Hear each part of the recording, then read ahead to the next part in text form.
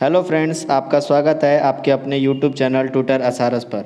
तो जैसा कि आप सभी जान रहे हैं, मैं आप सभी को कंप्यूटर विषय को पढ़ा रहा हूं और उसमें अभी तक हमने 4 अध्याय पढ़ लिया और हम 5वां अध्याय पढ़ रहे हैं, जिसमें हमने अभी तक वर्कशीट और वर्कबुक, सेल, इन सब के बारे में जान लिया था और उसके आगे हमें पढ़ना है। तो चलिए देखते हैं उसके आगे हमें जो पढ़ना है उसको आज पढ़ते हैं हम।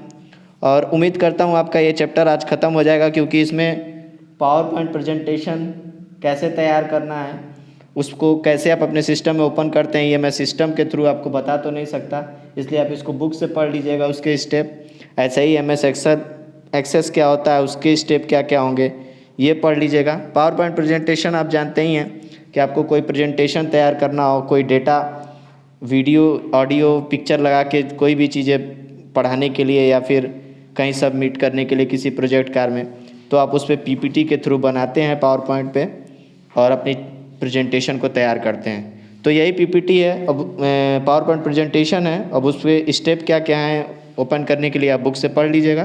तो चलिए हम आगे देखते हैं आज हमें क्या पढ़ना है। तो पिछली वीडियो में हमने वर्कबुक, वर्कशीट, सेल तक पढ़ लिया था। एक बार फिर आपको मैं बता देता हूँ जल्दी से। रो और कॉलम के मिलने से सेल बनता है, ये आप सभी को मैंने पहले ही बताया है कि रो और कॉलम जब मिलता है तो सेल बनता है। और इसमें सबसे इम्पॉर्टेंट ये है कि एक सेल में 255 अक्षर लिखे जा सकते हैं। ये चीज़ ध्यान रखिएगा, आपसे ऑप्शनल टाइप में या फिर अति लघु प्रश्न में पूछ सकता है कि एक सेल में कितने अक्षर लिखे जा सकते हैं, तो आप इसको आसानी से बता दीजिएगा कि 255 अक्षर लिखे जा सकते हैं। चलिए इसके बाद जो हमारे सिलेबस में है वो हम पढ़ते हैं कि ये एप्लीकेशन सॉफ्टवेयर कितने प्रकार के होते हैं या किस प्रकार के होते हैं। अब आप सॉफ्टवेयर के बारे में जानते होंगे कि एक सिस्टम सॉफ्टवेयर होता है, एक एप्लीकेशन सॉफ्टवेयर होता है। सिस्टम सॉफ्टवेयर आप सभी जानते होंगे कि जो आपके सिस्टम में इनबिल्ट होता है वो सिस्टम सॉफ्टवेयर है। एप्लीकेशन सॉफ्टवेयर वही हो गया जैसे आप व्हाट्सएप, फेसबुक, ये सब चीज़ें एक एप्लीकेशन सॉफ्टवेयर के थ्रू रन करती हैं। ठीक है, तो चलिए हम देखते हैं हमें एप्लीकेशन सॉफ्टवेयर के प्रकार में क्या क्या पढ़ना है। ये जो मैंने अपने यहाँ पे हेडिंग बना रखा है, तो देखिए इसमें जो पहला मैंने अपने के लिए बना रखा है, फर्स्ट वन, वो है वर्ड प्रोसेसिंग सॉफ्टवेयर। अब ये वर्ड प्रोसेसिंग सॉफ्टवेयर, इसमें इसके क्या क्या उदाहरण हो सकते हैं एग्जाम्पल के थ्रू समझिए। जैसे MS वर्ड जो है, जो MS ऑफिस जिस पे आप कार्य करते हैं, आपको कोई टेबल बनाना हो या किसी कंपनी के लिए कोई डेबिट, क्रेडिट, इन सब चीज़ों का ब्यौरा देना हो, तो आप MS वर्ड पे कार्य करते हैं। और आप मतलब MS वर्ड में बेसिकली ऑफिस के सारे कार्य किए जाते हैं, हर तरीके का डेटा स्टोर किया जाता है। फिर यहाँ पे दूसरा हो गया वर्डपैड। वर्डपैड भी आप जानते हैं, वही जिसमें आप को कोई टॉपिक पे अगर लिखना हो तो आप जाके इजीली लिख सकते हैं वर्डपैड में। MS वर्ड में आप डेटा को रिप्रेजेंट भी कर सकते हैं पावर पॉइंट प्रेजेंटेशन के थ्रू। तो ये सब चीज़ें MS वर्ड हैं जिसमें आप फाइल स्टोर करते हैं, डेटा कंपनी के द्वारा आपने कितना, कब क्या लिया गया, कब क्या दिया गया, जो भी इंस्ट्रक्शन होते हैं वो सब आप MS वर्ड के थ्रू बना सकते हैं। वर्डपैड का आप यूज करते हैं लिखने के लिए, सेम ऐसे ही नोटपैड का भी आप यूज करते हैं टाइपिंग के लिए। ठीक है, तो ये हो गया एक वर्ड प्रोसेसिंग सॉफ्टवेयर, इसके बारे में आप सभी जान गए। अब इसके आगे हम देखते हैं हमें जो पढ़ना है दूसरा क्या है। दूसरा है स्प्रेडशीट सॉफ्टवेयर। स्प्रेडशीट सॉफ्टवेयर क्या है, इसको उदाहरण के थ्रू समझते हैं। माइक्रोसॉफ्ट एक्सेल या एप्पल नंबर, ये एक तरीके का सॉफ्टवेयर है जिसको यूज किया जाता है। ठीक है, इसके बाद देखिए तीसरा है प्रेजेंटेशन सॉफ्टवेयर। जैसा कि मैंने आपको बताया, माइक्रोसॉफ्ट पावर पॉइंट हो गया, आप इस पे चीज़ों को नोट करते हैं, तैयार करते हैं कंपनी का, आप चाहे किसी भी तरीके का आपका जो भी लिखना हो, इमेज के थ्रू, वीडियो के थ्रू, ऑडियो के थ्रू, इसमें हर तरीके की सुविधा उपलब्ध रहती है।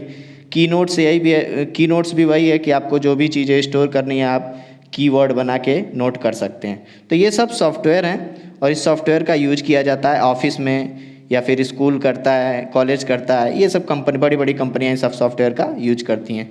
ऐसे ही अगला देखिए क्या है, डेटाबेस सॉफ्टवेयर। वही जैसे जिसमें आप डेटा को स्टोर कर सकते हो, जैसे MS एक्सेस। अब MS एक्सेस आपके सिलेबस में है, लेकिन मैं उसको प्रैक्टिकली समझा नहीं सकता, लेकिन इतना बता सकता हूँ कि MS एक्सेस ऐसा ही है, टेबल फॉर्म में होता है। जैसे मैंने आपको बताया वर्कशीट क्या है, वर्कबुक क्या है, सेल क्या है, ये सब चीज़ें MS एक्सेस में ही होती हैं। और इसमें आप टेबुलर फॉर्म में मतलब टेबल के फॉर्म में डेटा को स्टोर कर सकते हैं।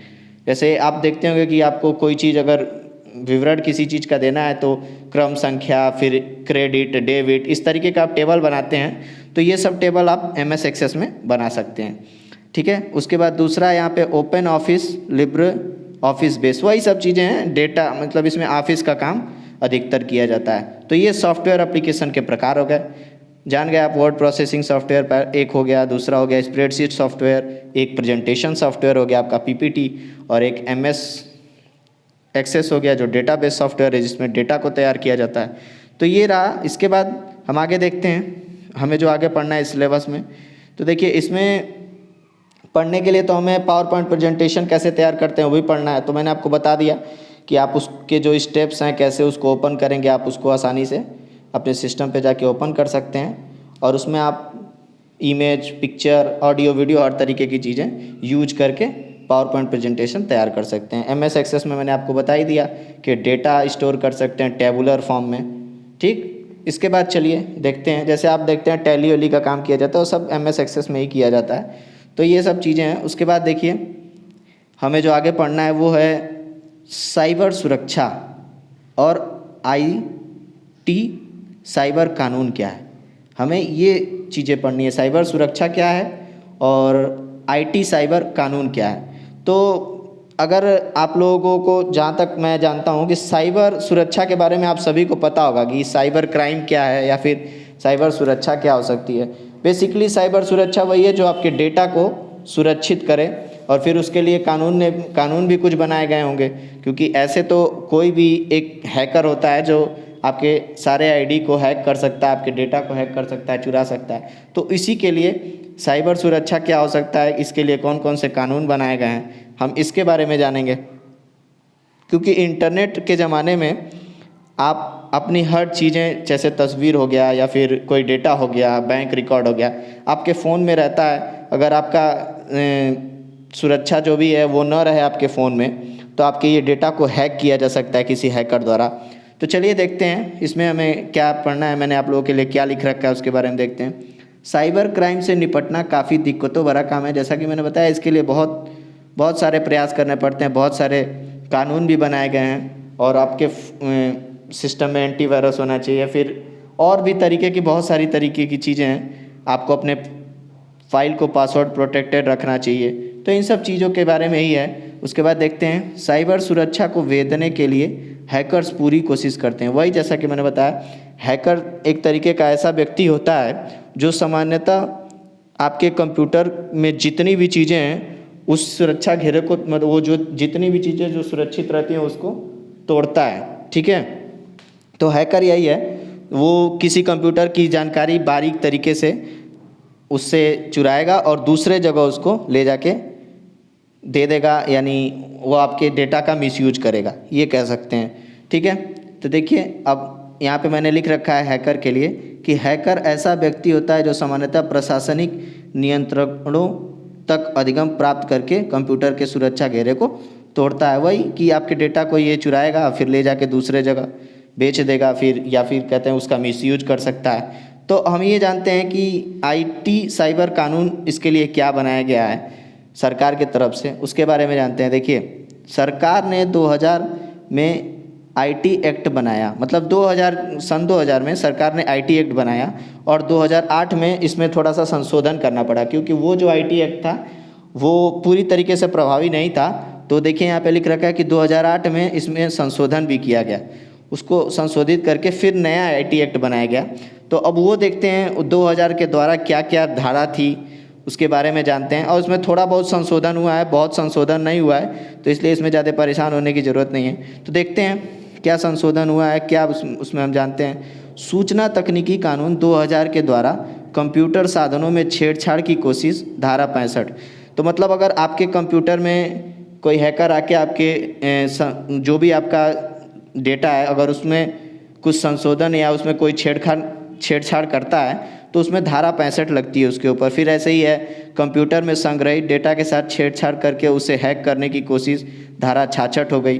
किसी की निजता भंग करने के लिए, मतलब किसी की प्राइवेसी को तोड़ने के लिए अगर हैकर उसके कुछ प्राइवेसी को तोड़ता है तो उसके लिए धारा 66E का प्रयोग किया जाता है। ठीक, फिर साइबर आतंकवाद के लिए जो आतंकवादी संगठन होते हैं, अगर वो आपके सिस्टम से आपका डेटा चुराते हैं या हैक करते हैं तो उनके लिए 66F धारा लगी है। तो या फिर किसी तरीके की आपत्तिजनक सूचना के प्रकाशन से जुड़े प्रावधान के लिए धारा 67 का प्रावधान किया गया। तो ये सब धारा का बनाया गया है। ठीक है, तो अगर आपसे एग्जाम में पूछे कि कौन कौन से धारा हैं तो बेसिकली आप ये लिख सकते हैं कि इतना चीज़ें याद रखिए कि धारा 65 है संसाधनों में छेड़छाड़ के लिए कोशिश करने के लिए, संग्रहित डेटा के साथ छेड़छाड़ करने के लिए धारा 66 है, निजता भंग करने के लिए धारा 66E है, साइबर आतंकवाद के लिए धारा 66F है, और किसी आपत्तिजनक सूचना के प्रकाशन मतलब कोई गलत चीज़ें अगर पोस्ट करता है किसी के बारे में तो उसके लिए धारा 67। इन सभी चीज़ों का प्रावधान किया गया है। ठीक है, चलिए, ये उम्मीद करता हूँ आपको साइबर क्राइम आप सभी जानते हैं बेसिकली साइबर क्राइम क्या है। इसको आप अपने शब्दों में लिख लीजिएगा। और इसकी सुरक्षा कैसे कर सकते हैं हम अपने पासवर्ड प्रोटेक्ट कर सकते हैं, फिर अपने डेटा को गलत जगह पे नहीं, हर जगह हर वेबसाइट पे नहीं जा सकते हमको बहुत सारी ऐसी वेबसाइट है जिससे बचना चाहिए, जिसका कम यूज करना चाहिए। तो ये सब चीज़ें हैं। तो इस सब चीज़ों से ही आप साइबर अपनी खुद के डेटा की खुद ही सुरक्षा भी कर सकते हैं आप। ठीक है, और फिर कानून क्या क्या है ये मैंने आपको बता ही दिया। तो चलिए देखते हैं साइबर क्राइम किस प्रकार के हो सकते हैं। हो सकता है आपसे पूछ दे साइबर क्राइम कितने प्रकार के होते हैं या किस प्रकार के हो सकते हैं, 2-4 प्रकार बताइए। तो आप उसको कैसे बताएंगे उसके बारे में देखते हैं। देखिए यहाँ पे मैंने लिख रखा है साइबर क्राइम के प्रकार। अब साइबर क्राइम के प्रकार के बारे में हम जानते हैं। ठीक है, तो इसमें है पहला साइबर आतंकवाद। वही जो आतंकवादी होते हैं वो आपके अगर जैसे किसी भी देश के डेटा को हैक करते हैं, उसका मिसयूज करते हैं, वो साइबर आतंकवाद के थ्रू हो गया कि आतंकवादी संगठन आपके डेटा को हैक कर रहे हैं। एक ये हो सकता है। फिर दूसरा हो सकता है आर्थिक अपराध। देखते हैं आप आपके बैंक अकाउंट से कभी कभी कुछ पैसे इधर उधर हो जाते हैं, तो ये भी सब क्राइम ही है, ये सब साइबर क्राइम के अंतर्गत आता है। ठीक है, तो इससे बचने के लिए क्या कर सकते हैं ये भी जानना चाहिए लोगों को कि आप अपने पैसे को कैसे सुरक्षित रखें। आपके पास ATM होता है, उसके पिन को सिक्योर रखें, किसी को बताएं नहीं। ये सब चीज़ें आपको ध्यान देनी चाहिए। ठीक है, अब बहुत बार ऐसा होता है कि आप देखते हैं आपके नंबर पर OTP आएगा, कोई फ़ोन करके पूछेगा कि OTP बताइए, तो आप अगर बता देते हैं तो हो सकता है आपके अकाउंट से पैसे डिडक्ट कर लिए जाएँ, काट लिए जाएँ मतलब। तो ये सब चीज़ें आपको बचानी चाहिए। तो एक ये आर्थिक अपराध, आपको आर्थिक नुकसान हो सकता है, हैकर आर्थिक अपराध कर सकता है। तीसरा साइबर छल, वही बेसिकली यही सब चीज़ें हैं जिसको साइबर छल के रूप में रखते हैं। या तो आपके डेटा का आपकी जो भी प्राइवेसी है उसको भंग कर रहा है, वो आपके डेटा को चुरा सकता है। इन सब चीज़ों की ये एक साइबर छल हो गया। स्पैम आप देखते होंगे, स्पैम आपके ईमेल आईडी पर आता है। बहुत सारे ऐसे स्पैम मैसेजेज आते हैं जिसको आपको ओपन नहीं करना चाहिए। अगर आप ओपन करते हैं तो आपके फ़ोन का सारा डेटा उनके वेबसाइट पर चला जाता है। तो आप अपने ईमेल आईडी पर स्पैम मैसेजों से बचें, उनको खोलने की कोशिश ना करें। ठीक है, जैसे ऐसे बहुत सारे मैसेज आते हैं जिसको आपको बिल्कुल नहीं ओपन करना चाहिए, उसको तुरंत अपने ईमेल आईडी से डिलीट कर देना चाहिए। उसके बाद देखते हैं पहचान की चोरी, जो 5th वन है वो मैंने लिख रखा है, पहचान की चोरी। अब ये क्या है, बहुत लोग देखते हैं फेसबुक पे गलत आईडी बना लेते हैं, फेक आईडी। ये पहचान की चोरी हो, अपनी ओरिजिनल आइडेंटिटी नहीं बता रहा है, वो किसी और नाम से, कभी कोई लड़का होता है वो लड़की के नाम से आईडी चलाएगा, कोई लड़की होती है वो लड़के के नाम से आईडी चलाएगा। तो ये सब चीज़ें, ये सब पहचान की चोरी है। आप अपनी ओरिजिनल आइडेंटिटी नहीं बता रहे हैं कि आप ओरिजिनली क्या हैं, आप फेक आईडी बनाते हैं और दूसरों को परेशान करते हैं। तो इन सब चीज़ों से लोगों को बचना चाहिए। तो ये देखिए, ये सब साइबर क्राइम के प्रकार हो सकते हैं। ठीक है, अगर आपसे एग्जाम में पूछे साइबर क्राइम क्या है तो उम्मीद करता हूँ अपने शब्दों में उसे लिख लेंगे। ठीक है, और IT साइबर कानून क्या है ये भी मैंने आपको बता दिया, और साइबर क्राइम के प्रकार बता दिया। तो उम्मीद करता हूँ आपको ये सब चीज़ें आसानी से समझ में आ गई होंगी। और इसके बाद आपके 5वें चैप्टर में और कुछ ऐसा नहीं है जो मैं बताऊँ, वही वीडियो कॉन्फ्रेंसिंग है, ऑडियो कॉन्फ्रेंसिंग है, कंप्यूटर कॉन्फ्रेंसिंग है, इन सब के लाभ हानि है। तो ये सब मैं आपको पहले भी बता चुका हूँ, एक बार नहीं 2 बार बता चुका हूँ। तो इन सब चीज़ों को आप ध्यान रखिए, आप मिलिए जुला के सब आप पढ़ लीजिएगा और हर एक चीज़ को नोट रखिए। और अगर आपको ये वीडियो पसंद आया हो तो आप अपने दोस्तों के साथ शेयर ज़रूर करिए, हमारे चैनल को सब्सक्राइब कीजिए, हमारे वीडियो को लाइक कीजिए और अपने दोस्तों के साथ शेयर इसलिए कीजिए ताकि वो भी पढ़ें और उनका भी एग्ज़ाम आसानी से क्लियर हो सके। और इसके बाद मैं आप लोगों के लिए एक बढ़िया पूरे जितने भी आपके DLED में फुल फॉर्म पूछे जा सकते हैं वो वीडियो आप लोगों के लिए बना दूंगा कि सारे चैप्टर से मैं देख लूँगा और 2-4 अपने तरफ से भी बना दूंगा, ताकि अगर कोई फुल फॉर्म आपसे पूछता है तो आप उसको आसानी से बता सकें। चलिए तो अगले वीडियो में मिलते हैं, तब तक के लिए धन्यवाद।